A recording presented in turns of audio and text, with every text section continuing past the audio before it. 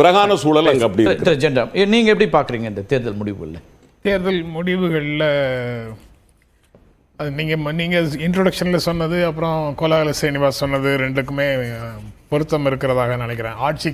ஆட்சியில் இருக்கக்கூடியவர்களே வெற்றி பெற்றிருக்கிறார்கள்.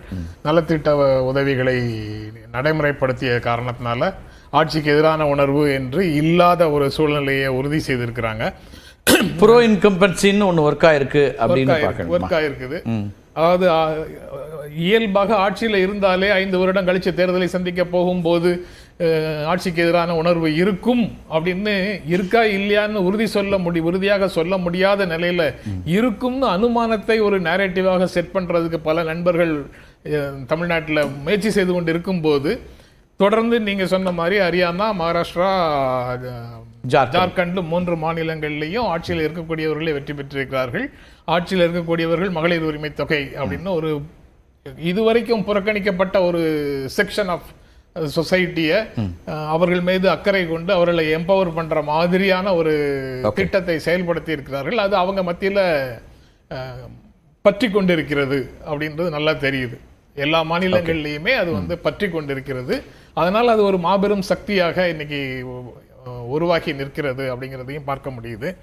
ஆனா அது ஒரு கண்ணுக்கு தெரிகிற ஒரு முக்கிய பேசலாம். மகாராஷ்டிரா மாதிரி ஒரு பெரிய மாநிலம், அங்க காங்கிரஸ் அல்லது அதனோடு இருக்கக்கூடிய கட்சிகள் அவங்களுடைய இடமே இல்லை, தடமே இல்லைங்கிற அளவுக்கான மிகப்பெரிய ஒரு தோல்வி எண்ணிக்கைகள் இருக்கு. ஆனாலும் இந்த வெற்றி அப்படிங்கிறது வரும்போது அது தேசிய அளவில் என்ன செய்தியை சொல்லும் அப்படிங்கிற ஒரு கேள்வி இருக்கு. தேசிய அளவில் அரசியல் தொடர்பான விஷயங்களை எப்படி கையாள்வது, தேர்தலை எப்படி கையாள்வதுங்கிறது குறித்து ஒரு ஆழமான புரிதலும் செயல்பாடும் காங்கிரஸ் கட்சிக்கு தேவை என்பதை இது உணர்த்துது. அது முக்கியமான ஒரு செய்தியாகத்தான் பார்க்கிறேன். ஏன்னா அவங்க பாரதிய ஜனதா கட்சி முழுக்க கார்பரேட்டுக்கு ஃபேவரபிளா, பெருநிறுவனங்களுக்கு ஃபேவரபிளா, பெருநிறுவனங்களில் வேலை செய்யக்கூடியவர்கள், அதை ஒட்டி தொழில் செய்பவர்கள் எல்லாருக்கும் சாதகமாக முதன்மையான கொள்கைகளை கைக்குள்ள வச்சிருந்தாலும் அது வெளியில தெரியாத அளவுக்கு அதை வளர்ச்சி என்ற பெயர்ல கொண்டு போய் நிறுத்திட்டு சாதாரண மக்களை சென்றடையக்கூடிய நலத்திட்ட விஷயங்களையும் செய்யறாங்க. இந்த ரெண்டுக்கும் இடையில ஏதாவது மிஸ் ஆயிருந்ததுன்னா அதை சேர்த்து அதுல இன்னொரு ரெண்டுக்கு இடையில சேர்த்து பிடிக்கிறதுக்கு இந்துத்துவ அஜெண்டாவையும் உள்ளுக்குள்ள மிக்ஸ் பண்ணிடுறாங்க. அந்த மூன்றும் சேர்ந்து அதையும் தாண்டி நாட்டுக்கு ஆபத்து அப்படிங்கிற மாதிரியான விஷயங்களையும் சேர்த்துட்டாங்கன்னா அந்த காக்டெயில் மிக பிரமாதமாக சமூகத்தில் இருக்கக்கூடிய எல்லா செக்ஷனுக்கும் போய் சேர்ந்துருது. இதை சாதி வாரியாக அந்த சாதிக்கு எதிராக இந்த சாதிகளை ஒருங்கிணைத்தார்கள் அப்படின்னு எல்லாம் தான் பார்த்தோம். ஆனா எல்லா மாநில முடிவுகளையும் பின்னால நிதானமாக ஆய்வு செய்து பார்க்கும்போது கிட்டத்தட்ட வெற்றி பெறக்கூடியவர்கள் எல்லா சமூகத்திலையும் வாக்குகளை பெறுகிறார்கள். தோல்வி அடைந்தவர்களை விட கொஞ்சம் கூடுதலாகவே பெறுகிறார்கள். பிஜேபி காங்கிரஸ் நம்ம வச்சு பார்க்கும்போது பாஜகவுடைய வெற்றியில நீங்க கவனிக்காத ஒன்றாக இருப்பது RSS பணின்னு திரு கோலாகல சீனிவாஸ் குறிப்பிட்டார். அது மகாராஷ்டிரால மட்டும் இல்ல, ஜார்க்கண்ட் தேர்தலில் நாடாளுமன்றத்தில் அவங்க பழங்குடியினருடைய ஆதரவை பெறும்போது கூட அங்க RSS பணி இருக்கு அப்படிங்கிறாங்க. அப்ப காங்கிரஸ்க்கு அப்படி ஒரு இயக்கத்தினுடைய பின்னணியோ அல்லது அதற்கான வேலைப்பாடுகளோ இல்ல, பிஜேபிக்கு இருக்கு அப்படின்னு பார்க்க வேண்டியிருக்கா, அல்லது திரு கோலாகல சொல்ற அந்த ஒரு ஏரியாவை நம்ம தவிர்த்துட்டு பார்க்க வேண்டியிருக்கு? அதாவது ஜன் கல்யாணா எனக்கு கரெக்ட் அங்க ஜார்க்கண்ட்ல சொல்றீங்க. ஜார்க்கண்ட்ல வனவாசி கல்யாணம் அந்த மாதிரி அவங்க அங்க திட்டமிட்டு வேலை செய்கிறார்கள்ங்கிறது உண்மைதான். ஆனா வெற்றிக்கு அவர்களை இப்போது பொறுப்பாக்கும் விதமாக சீனிவாஸ் சொல்றாரு. ஹரியானால மக்களவை தேர்தலில் 5 இடங்கள்ல தான் எடுத்தாங்க. சட்டமன்ற தேர்தலில் நம்ம சிஸ்டத்தின் காரணமாக அவங்க அதிகமான இடங்களை பெற்றிருக்கிறார்களே தவிர ரெண்டுக்கும் இடையில உண்டான வேறுபாடு 0.8% தான். அப்போ RSS தீவிரமாக வேலை செய்து அங்கு வெற்றி பெற்றோம் அப்படின்னு அவர் சொல்றதுக்கான நியாயம் அதுல கிடைக்கல. 0.8% தான் அவங்க வேலை செய்தார்களா அப்படிங்கிற கேள்விதான் வருது. சோ இங்கேயும் அதே மாதிரி இல்ல இங்க ஏன் நாடாளுமன்ற தேர்தலுக்கு இதுக்குமான வேறுபாட்டு அவர் சொல்றாருன்னா, நாடாளுமன்ற தேர்தலுக்கு முன்னதாக ஒரு முரண் இருந்துச்சு பிஜேபிக்கு ஆர்எஸ்எஸ்க்கு இடையில. அதனால நீங்க வந்து அங்க இருக்கக்கூடிய தலைவர்களே சில வார்த்தைகள்லாம் வெளிப்படையா விமர்சனங்களை முன் வச்சாங்க.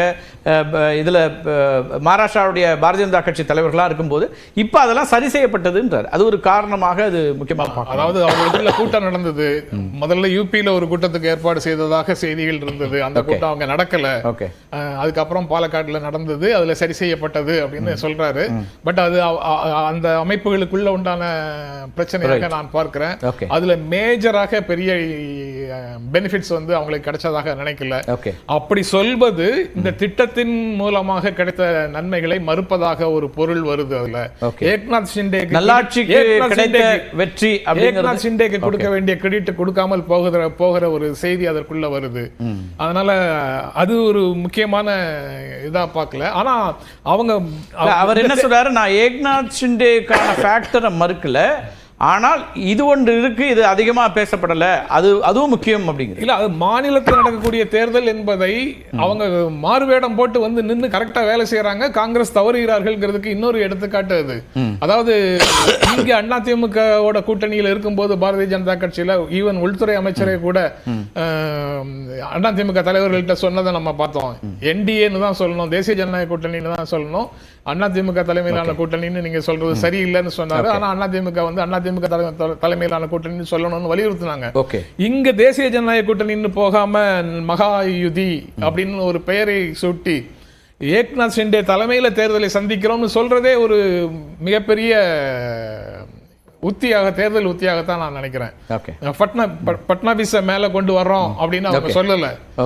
அதிகமான இடங்களில் போட்டியிட்டாலும் கூட கேண்டிடேட் ஒரு பரவலாக ஒரு மராத்தா வந்து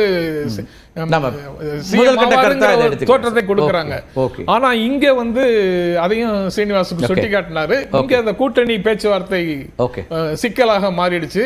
மக்களவை தேர்தலில் கிடைத்த முடிவுகள் காரணமாக சிங்கிள் லார்ஜஸ்டா நாங்க தான் இருக்கிறோம் அப்படின்னு ஒரு ஹோல்டை எடுத்துட்டு காங்கிரஸ் கொஞ்சம் சிக்கல்களை உருவாக்கியது. அதை முறையாக உத்தவ் தாக்கரேயும் கையாளவில்லை. பேசலாம், அதை பற்றிய கருத்துக்களே பேசலாம். திரு பீட்டர் அல்போன்ஸ் இணைந்திருக்காரு, அவரையும் நிகழ்ச்சிக்கு வரவேற்கிறேன்.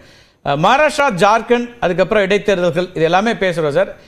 உங்களோட டேக் அவே பாயிண்ட்ஸ் என்ன? மகாராஷ்டிராவை லார்ஜ்லி நம்ம பார்க்குறோம், முக்கியமாக பொலிட்டிக்கலி சிக்னிஃபிகண்ட் ஸ்டேட், எக்கனாமிக்கலியும் கூட ஃபினான்ஷியல் கேபிட்டல் அப்படின்ற இடம். அப்படிங்கும்போது அதுல பாரதிய ஜனதா கட்சியினுடைய கூட்டணி மிக பெரும் வெற்றி எப்படி பார்க்குறீங்க? அதுல அதாவது கார்த்திகை செல்வன், நீங்க சொன்ன மாதிரி மகாராஷ்டிரா மாநிலம் என்பது இந்தியாவிலே வந்து மிக முக்கியமான மாநிலம். அந்த மாநிலத்தில் நடக்கிற சட்டமன்ற தேர்தலினுடைய விளைவுகள், அதனுடைய எதிரொலிகள் வந்து அகில இந்திய அரசியலையும் ஒரு பெரிய தாக்கத்தை உண்டாக்கும் என்பதிலே மாற்று கருத்து இல்லை. ஆகவே இந்த தேர்தலிலே வந்து காங்கிரஸ் இருந்த அந்த மகாவிகாஸ் கூட்டணி என்பது தோற்றிருக்கிறது. அந்த தோல்விக்கான காரணங்களை வந்து காங்கிரஸ் கட்சியும் காங்கிரஸ் கட்சியோடு கூட்டணியில் இருக்கிற கட்சிகளும் அதை பற்றி ஆராய வேண்டும். அதே நேரத்தில் வந்து ஜார்க்கண்ட்ல வந்து ஒரு பெரிய வெற்றியை பெற்றிருக்கிறது. ஜார்க்கண்டுடைய முதலமைச்சரை நிம்மதியாக ஆட்சியே செய்ய விடாமல் அவரை சிறையிலே வைத்து பூட்டி, அவர் மாற்றி ஏற்பாடாக செய்த அந்த முதலமைச்சரையும் பிறகு வந்து கைப்பிடித்து அவர்களை கைப்பற்றி அவரை வந்து கட்சியிலிருந்து பிரித்து பலவிதமான, அதாவது கடைசி நாளுக்கு, அதாவது போலிங் டேட்டுக்கு முந்தின நாள் கூட அவருடைய பிரைவேட் செக்ரட்டரி வீட்டில் திரும்ப வந்து ரெய்டு. அதை போல ஒரு நிம்மதியற்ற சூழ்நிலையிலே வந்து ஒரு மகத்தான வெற்றியை பெற்றிருக்கிறார்கள். ஆகவே அதாவது ஜார்க்கண்ட்ல வெற்றி பெற்ற இந்தியா கூட்டணிக்கு வாழ்த்துக்கள். அதை போல மகாராஷ்டிரா மாநிலத்தில் வெற்றி பெற்றிருக்கிற தேசிய ஜனநாயக முன்னணிக்கும் வாழ்த்துக்கள். அது வந்து முடிச்சிடலாம்.